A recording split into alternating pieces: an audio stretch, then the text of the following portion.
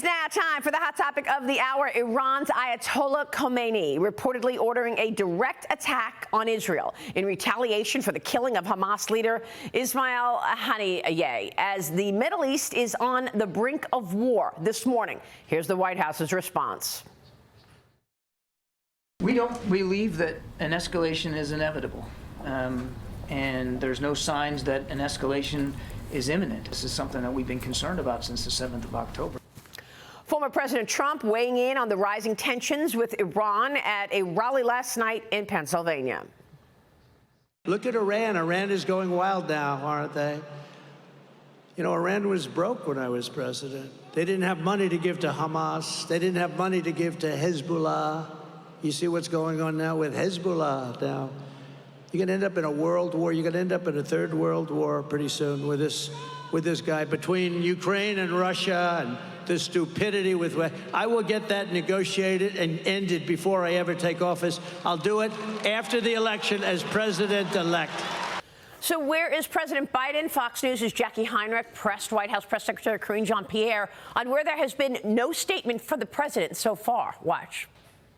Why haven't we heard from him, for instance, on the news unfolding in the Middle East? Stay tuned. Stay tuned. I just said that you're going to hear from the president later this week. When it comes to the Middle East, when it comes to foreign policy more broadly, this is a president that has a record to stand on when it relates to making sure we're putting the national security of the American people first. We saw what happened in the past administration. The president had to fix those relationships, and he did that in the last 3.5 years.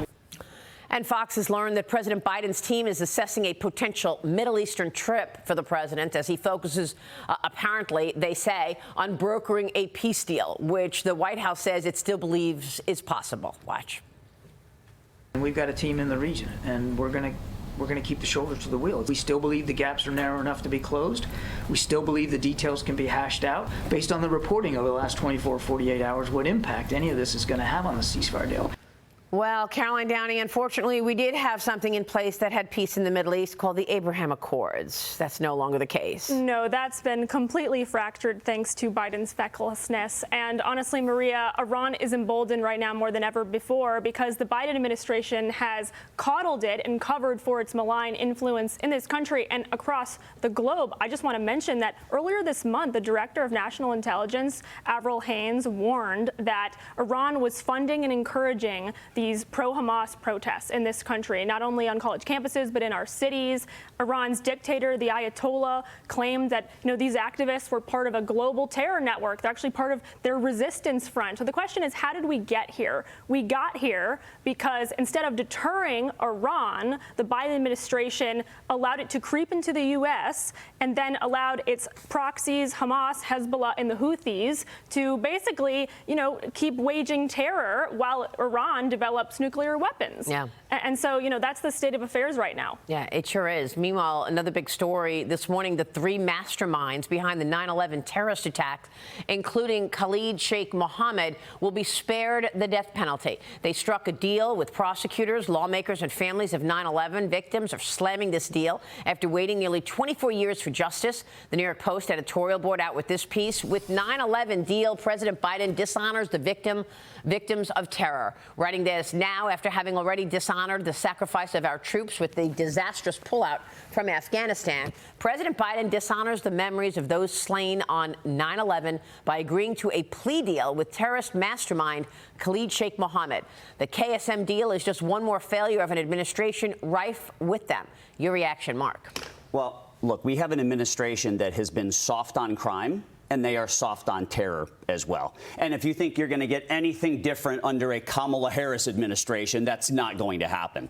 And not only, Maria, are they brokering plea deals for these three individuals, but I'm hearing that there are going to be others who are straight up released from Guantanamo. So, look, I mean, this administration, They obviously need to get their act together. Hopefully there's just a few short months left, but this is just unacceptable. Unacceptable for sure. Jonathan Fahey, your reaction on all of this? This is such a disgrace, this plea deal. And, you know, I was with the Department of Justice when these were all sent to the military commissions, because the theory was it would be done more efficiently and a greater likelihood of the death penalty. Here we are, 23 years later, and it's such a disservice to the victims. But it does show just this overall weakness of this administration, because these guys have been down in Gitmo playing soccer, having really serving light time for the past handful of years, and now here we go. They get a sweetheart deal, and we look weaker to our enemies. And it just goes back to you go back to Iran.